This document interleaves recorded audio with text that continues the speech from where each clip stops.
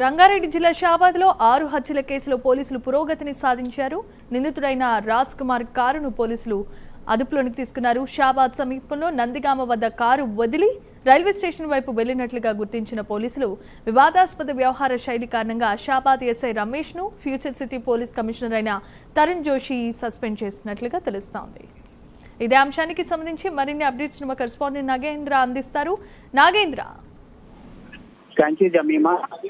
షాబాద్కు సంబంధించినటువంటి కేసు అంశంలో ప్రధానంగా 6 మర్డర్కి సంబంధించినటువంటి అంశంలో చాలా కీలకమైనటువంటి నిర్ణయం తీసుకోవడం జరిగింది. ఎందుకంటే ఈ 6 హత్య కేసుల ఘటనకు సంబంధించినటువంటి అంశంలో షాబాద్కు సంబంధించినటువంటి ఎస్ఐ రమేష్ కొంత నిర్లక్ష్యంగా వ్యవహరించడంతో పాటు అదేవిధంగా తన వ్యవహార శైలి అంతా కూడా వివాదాస్పదంగా ఉన్నట్టు కూడా ఫ్యూచర్ సిటీకి సంబంధించినటువంటి కమిషనర్ తరుణ్ జోషి ఎస్ఐని సస్పెండ్ చేయడం జరిగింది. ముఖ్యంగా ఈ 6 హత్య కేసులు 6గురిని మర్డర్ జరిగినటువంటి వెంటనే తరుణ్ జోషి అక్కడికి చేరుకోవడం, అక్కడ ఉన్నటువంటి సంఘటన స్థలాన్ని పరిశీలించడంతో పాటు అక్కడ ఉన్నటువంటి గ్రామస్తులందరికీ కూడా నచ్చజెప్పేటటువంటి ప్రయత్నం చేస్తున్నారు. ముఖ్యంగా ఈ రాజ్ కుమార్ కి సంబంధించినటువంటి పోక్సో కేసు నమోదైన తర్వాత వారందరిపైన పగబెట్టుకోవడం, అదేవిధంగా కక్ష సాధింపు చర్యల్లో భాగంగా 6గురిని చంపినటువంటి రాజ్ కుమార్ కి సంబంధించి ముఖ్యంగా 6గురిని చంపిన తర్వాత అద్దెకు తీసుకున్నటువంటి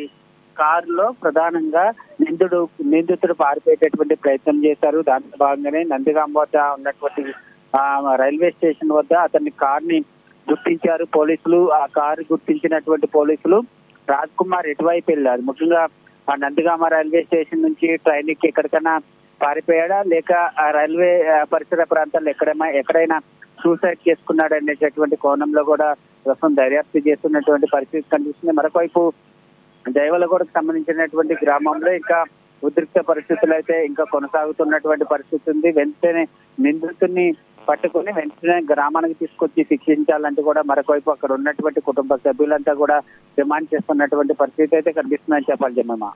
right, thanks for the updates Nagendra.